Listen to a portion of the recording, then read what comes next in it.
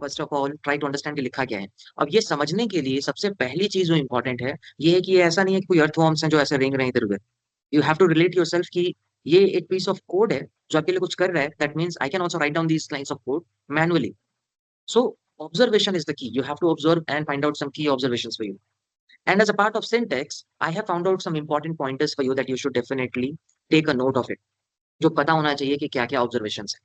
सबसे पहली चीज एम लैंग्वेज कोड के अंदर वो ये है, whenever you're writing down expression, it is going to be a variable all the time. For example, जो सबसे पहला लाइन है इसमें इसमें लिखा है source is equals to something. Doesn't matter क्या लिखा है इसके आगे, I have an expression which is something like source is equals to something. तो इस पूरे पार्ट को इवेलुएट करके कोई एक आउटपुट आ रहा है जो इस वेरिएबल के अंदर स्टोर्ड है। और आउटपुट क्या हो सकता है? Output could be possibly a table, it could be a list, it could be a record, it could be a value. कुछ भी हो सकता है। हो सकता है वो एक वैल्यू होगा, हो सकता है एक रिकॉर्ड होगा, हो सकता है वो लिस्ट ऑफ रिकॉर्ड्स हो सकता है वो टेबल हो। But the point is, whatever will be the output is going to be stored in some variable, and in your subsequent steps, this output will be used as an input. You will notice कि ये जो source था first part का, वो अगले line का as a input use हुआ। ये जो एडवेंचर वर्क्स का जो आउटपुट है, ये अगले पार्ट में एज ए इनपुट यूज होगा। ये जो टीम एम्प्लॉय आईडी है, ये अगले पार्ट में एज ए इनपुट यूज होगा। ये जो फिल्टर्ड रोज है, output of this is going to be used as a input for the next step. This is the output which is going to be used as a input for the next step. Always remember, ये जो output generate हो रहा है वो अगले part का input बनने वाला है। Then only you will be able to perform the things in a coherent way. Make sense? Yes. मतलब ये कुछ वेरिएबल एक्सप्रेशन जैसा ही है। मुझे यहाँ पे वेरिएबल का नाम लिखना है जिसके अंदर वैल्यू स्टोर होनी चाहिए, और यहाँ वो एक्सप्रेशन होगा जो इवैल्यूएट होना है। It is quite similar to DAX, right? DAX में भी तो यही करते हैं। एक एक्सप्रेशन होता है, is equals to measure column, जो भी एक्सप्रेशन है वो लिखते हैं, उसके कॉरस्पॉन्डिंग रिजल्ट स्टोर हो जाते हैं। And it is going to be stored like this. अब हम जब ये वेरिएबल का नाम रखने जाते हैं ना, वहां पर दो ऑब्जर्वेशन बड़ी इंपॉर्टेंट है। इट इज सजेस्टेड, आइडियली ये सजेस्टेड है कि आप जो वेरिएबल का नाम रखोगे it should be without any space. मतलब या तो वो कैमल केस में हो या फिर वो लैटिन केस में हो, बट उसके अंदर कोई स्पेसेस ना हो। अगर रोशन रंजन लिखना है तो रोशन के बाद स्पेस नहीं देके रंजन डायरेक्ट लिख दो। अगर यहाँ स्पेस दे दिया ना तो रूल चेंज हो जाता है।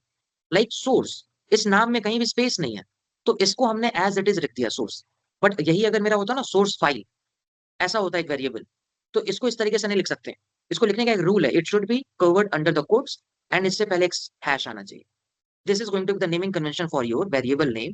अगर उसके बीच में स्पेस लिख रहे हैं तो, if there is no space, there is no requirement of this hash and these things. समझ में आ रहे? Yes yes. Let's try it out this step. अब अगर मैं देखूं यहाँ पे तो मुझे फिल्टर्ड रोज में यहाँ दिख रहा है कि स्पेस है, एंड दैट इज वाई ये अंडर कोट्स में है और हैश भी लगा हुआ है। Can I do one thing? क्या मैं इसको इस तरीके से रिमूव कर दूं और ये स्पेस हटा दूं यहाँ से, और ये जो आउटपुट है इसको एज ए इनपुट यूज कर लूं अगले स्टेप में एज इट इज? कोई एरर तो नहीं होना चाहिए कॉन्सेप्चुअली। यस।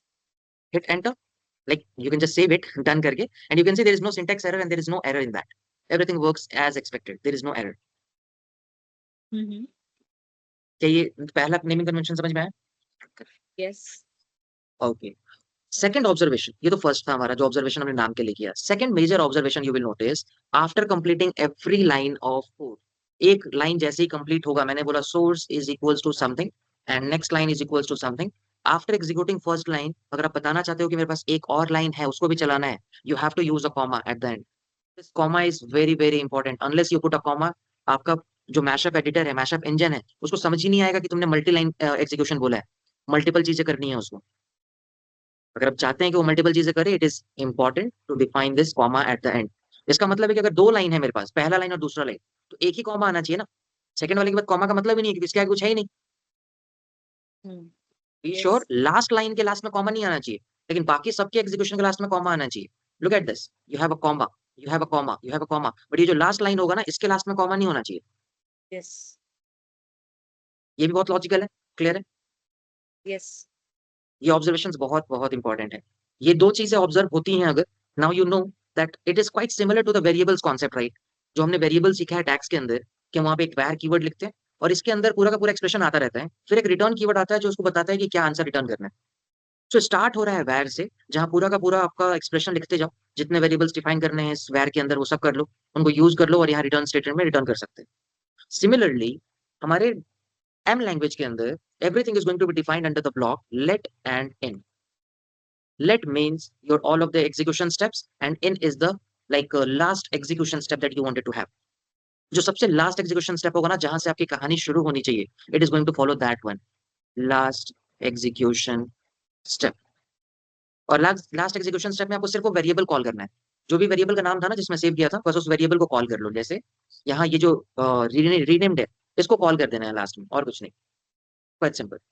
और नेमिंग कन्वेंशन का भी बताया मैंने, अगर स्पेस नहीं यूज कर रहे हैं तो एज इट इज नाम रख सकते हैं, अगर स्पेस है तभी ये डबल कोट्स में और हैश के साथ आएगा। अगर मैं इसको चेंज करूं यहाँ से, अगर मैं इसको हटाऊं, यहाँ पे डबल कोट्स हटा दूं और हैश भी हटा दूं, there will be no error in that. और मुझे यहाँ से भी इसको हटा देना चाहिए क्योंकि मैं सिर्फ वो लास्ट स्टेप जो बनाया है अभी उसको कॉल करना चाहता हूँ। See there is no syntax error has been detected and it is going to work as expected, there will be no error in that.